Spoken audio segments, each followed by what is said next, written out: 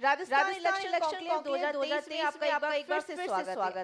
आज हमारी टीम में न्यू राजस्थान। आज हमारे साथ है डग विधानसभा से दमदार नेत्री स्नेहलता आर्य जी। आपका एक बार फिर से हार्दिक स्वागत है। हम बातचीत के सिलसिले को आगे बढ़ाते हैं, उससे पहले एक बार देखते हैं आपकी झलक।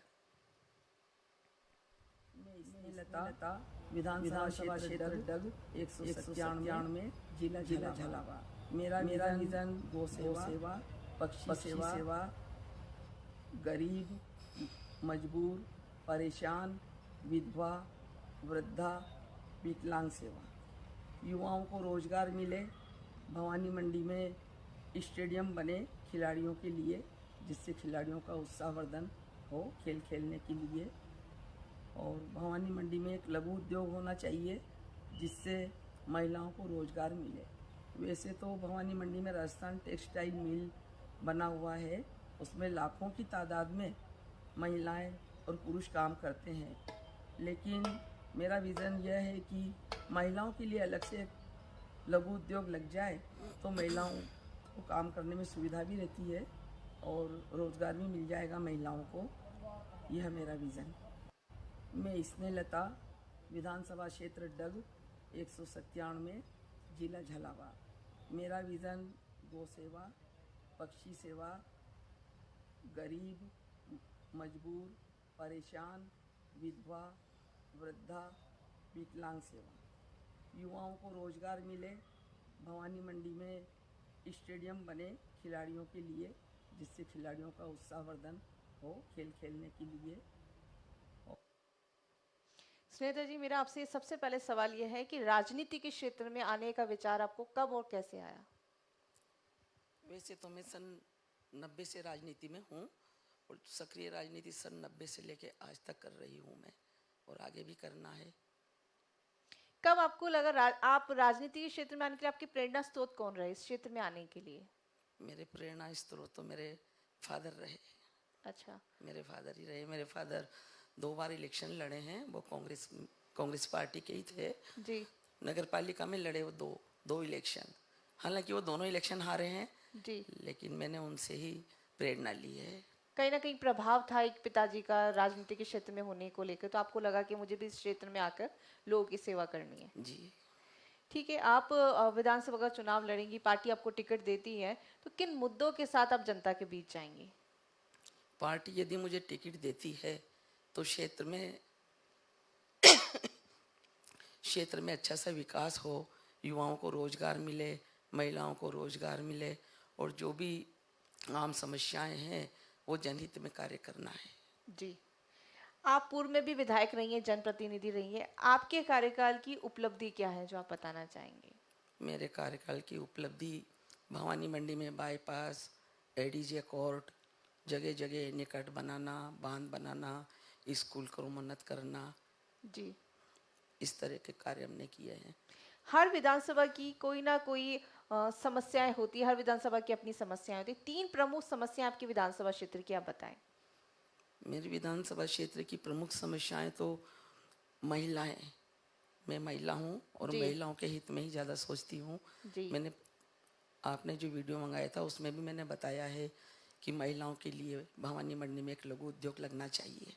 जी, वैसे आरटीएम है वहाँ, राजस्थान टेक्सटाइल मिल जिसे कहते हैं, वहाँ पे भी महिलाएं कार्य करती है, लेकिन वहाँ परेशानी ये आती है कि आरटीएम में महिलाएं भर्ती होने जाती है तो ये बोलते हैं कि भवानी मंडी से 30 किलोमीटर के जो लोग रहने वाले हैं जी, उनको ही यहाँ एडमिट किया जाएगा जी, आरटीएम में। जी, तो महिलाओं को वहाँ प्रॉपर महिलाओं को नहीं मिलता है, तो एक छोटा सा लघु उद्योग लग जाए तो महिलाओं को वहाँ रोजगार मिले और महिलाएं सुरक्षित रह करके वहाँ कार्य कर सके, ऐसा मेरा सोच है। बिल्कुल निश्चित तौर पे मुख्यमंत्री अशोक गहलोत जी का विजन 2030 को वो लेके चल रहे हैं, राजस्थान को विकसित बनाने को लेकर। तो विजन 2030 को लेके आपके क्या सुझाव हैं? वैसे तो मुख्यमंत्री जी ने जो सन 2030 के लिए विजन सोचा है उनका समर्थन हम भी करते हैं। जो मुख्यमंत्री जी करेंगे वो उनके साथ हैं हम। और अभी जो 10 तरह की योजनाएं दी है मुख्यमंत्री जी ने, वो भी बहुत अच्छी योजनाएं दी है। जी, एक महिला के तौर पे आप पहले भी जनप्रतिनिधि हैं ही हैं, आप पूर्व विधायक रही हैं। महिलाओं की समस्याओं को समाधान करने को लेके आपके पास क्या विजन है? महिलाओं की समस्याओं का समाधान करने के लिए यह विज़न है कि जो भी महिलाएं जनप्रतिनिधि के पास आए तो महिलाओं को चकमा नहीं दिया जाए कि अभी टाइम नहीं है, सुबह आना, शाम को आना, कल आना। तो महिलाओं को इजी वे में नेता मिले, जनप्रतिनिधि मिले और उनका कार्य करे। जी बिल्कुल। निश्चित तौर पे अभी दोनों सदन के अंदर महिला आरक्षण बिल पास हो गया है। महिलाओं के लिए राजनीतिक क्षेत्र में कितनी बड़ी क्रांति आएगी, इसे आप कैसे देखते हैं? इस क्रांति को मैं अच्छे से देखती हूँ, क्योंकि महिलाएं राजनीति में आने से पहले संकोच करती थी, लेकिन अब महिलाओं का उत्साहवर्धन हुआ है कि हमें राजनीति में जाना चाहिए, हमें राजनीति में कार्य करना चाहिए। बहुत से लोग कहते हैं महिलाओं के लिए राजनीति अच्छी नहीं है, लेकिन मेरी ये सोच है कि महिलाओं के लिए राजनीति में आना बहुत ज़रूरी है। जी। क्योंकि महिलाएं पूरी जिम्मेदारी से जनसेवा कार्य कर सकती है, वो चक्कर नहीं दे सकती किसी को भी, वो सबकी प्रॉब्लम समझती है महिलाएं। निश्चित तौर पे आप क्षेत्र में इतनी जुड़ी हुई हैं, इतनी एक्टिव है, आपका कोई अनुभव जो साझा करना चाहे लोगों से जुड़ा हुआ? जी, कोई अनुभव जो आप साझा करना चाहें, बताना चाहें? मेरा आप लोगों के बीच रहती है तो किस तरीके से लोगों का रिएक्शन आपको मिलता है? मैं लोगों के बीच रहती हूँ तो जो भी मेरे को समस्याएं बताते हैं तो मुझे चिंता हो जाती है कि यार इनका काम होना चाहिए, किस तरह करें। और जब तक मैं लगी रहती हूँ, जब तक उनका काम नहीं हो जाए। जी। एक मेरा सवाल आपसे ये है कि क्या 5 साल काफ़ी नहीं होते एक विधायक के लिए अपने क्षेत्र का विकास करने के लिए? बिजली, सड़क जैसी बुनियादी ज़रूरतें जस की तस बनी रहती है। इसे आप कैसे देखती हैं? क्या एक जनप्रतिनिधि की इच्छा शक्ति की कमी होती है, इस वजह से 5 साल में वो काम नहीं हो पाता है? आपने ये सही कहा कि जनप्रतिनिधि की इच्छा शक्ति कम होती है, इसलिए काम नहीं हो पाता है। जनप्रतिनिधि की इच्छा शक्ति प्रबल हो तो काम करने में सुविधा रहती है और काम होता है। सदन में जाते हैं तो अपने क्षेत्र के लिए आवाज़ उठानी चाहिए, बोलना चाहिए और काम कराना चाहिए। इच्छा शक्ति प्रबल होना चाहिए तो काम मतलब हो जाता है। कोई भी चीज़ ऐसी नहीं है, असंभव नहीं है, उसको संभव बनाया जा सकता है। मेहनत करनी पड़ती है, लगना पड़ता है उसके लिए। निश्चित तौर पे जब आप विधायक थी, आपने सदन में जनता के जुड़े मुद्दे भी उठाए थे। आपको लगता है कि एक भ्रष्टाचार जो है, हम लोग 2-4 होते हैं उससे, तो एक विधानसभा को करप्शन फ्री बनाया जा सकता है? दोबारा बोलिए, आप समझी नहीं आपकी इस बात को।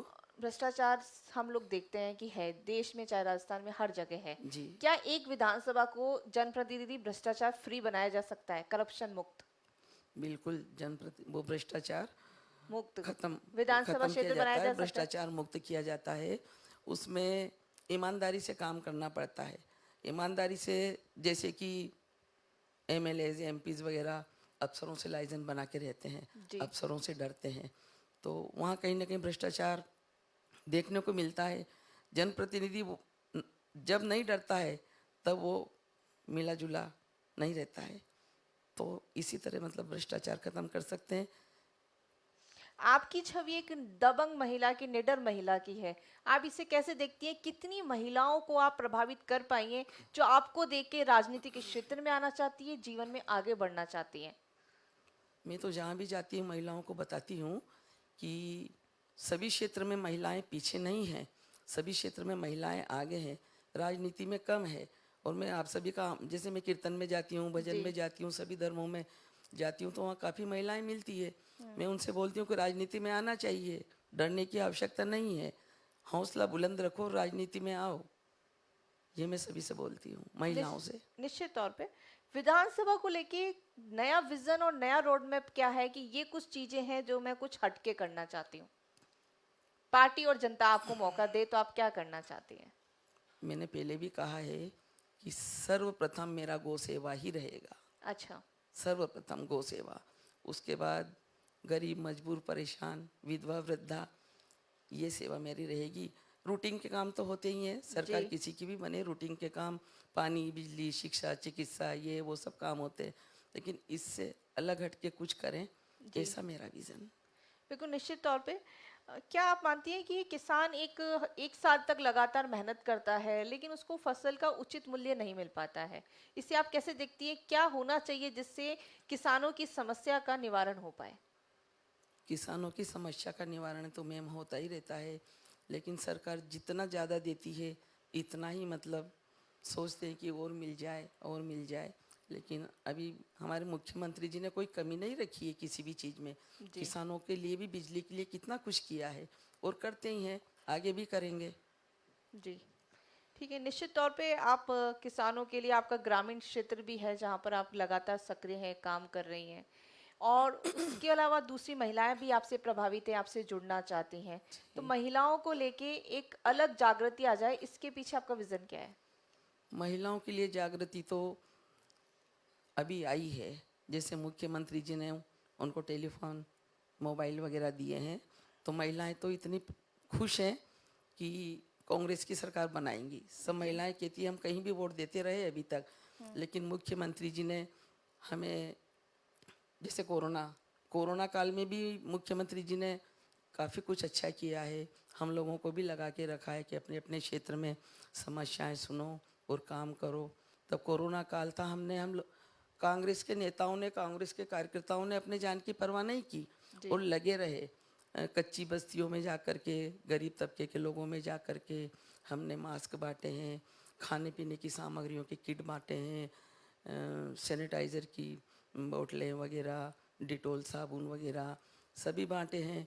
और उनके घर पे जाके डांडस बंधाया। लोग तो डरते थे, ये बीजेपी के लोग तो डरते थे कहीं नज़र ही नहीं आए, लेकिन कांग्रेस के नेता, कांग्रेस के कार्यकर्ता लगे रहे, अपनी जान की परवाह नहीं की कि हमें कोरोना लग जाएगा या कुछ हो जाएगा। इस तरह से हम जनता के बीच रहते हैं और जनता का काम करते हैं और सरकार बनाएंगे। गहलोत साहब फिर मुख्यमंत्री बने। बिल्कुल, निश्चित तौर पे मेरा सवाल ये है कि सरकार की योजनाएं बहुत अच्छी होती है, लेकिन ऐसा अमूमन देखा गया है कि जब नई सरकार आती है तो वो पिछली सरकार की योजना को या तो बदल देती है या फिर बंद कर दिया जाता है। इसे आप कैसे देखती हैं? यह बहुत गलत बात है कि जो योजनाएं चलती है सरकार बदल आती है तो बदल देती है। नहीं बदलना चाहिए, उससे क्या पब्लिक का नुकसान होता है। जी।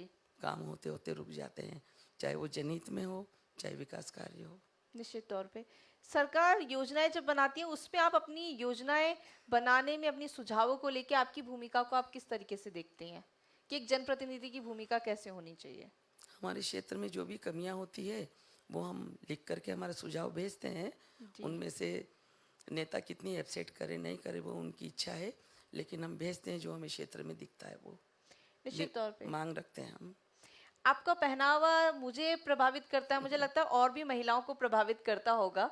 तो इस पहनावे को लेके आपने कब सोचा कि मुझे इस पहनावे को अपनाना है? अमूमन राजनीति के क्षेत्र में कम मिलता है, जनप्रतिनिधियों में, वो खासकर नेत्रियों में। देखिए मैम, ये इस तरह का पहनावा तो मेरा बचपन से ही शौक रहा है, क्योंकि मेरे फादर एसएचओ रहे हैं। मैं पुलिस वाले की औलाद हूँ। निडर भी उनसे ही सीखा है, निडरता भी उनसे ही सीखी है। और वो मतलब बहुत अच्छे विचारों के थे। जी। हमारी समाज में लड़कियों को मतलब बाहर नहीं निकलने दिया जाता था, लेकिन मेरे फादर की सोच, हम 7 बहनें हैं। कितनी? 7। लेकिन अच्छा। उन्होंने कभी भी लड़कियों को इस तरह नहीं देखा कि मेरी लड़कियां ही लड़कियां हैं। उन्हें हमेशा लड़कों की तरह ही पाला है। ये बहुत बड़ी बात है। तो परिवार का सपोर्ट आपको शुरू से ही मिला, फर्क आपको देखने को नहीं मिला बेटे और बेटी जी में। जी जी। ठीक है, बहुत अच्छा लगा स्नेहलता जी आपसे बात करके, बहुत बहुत शुक्रिया। Thank you.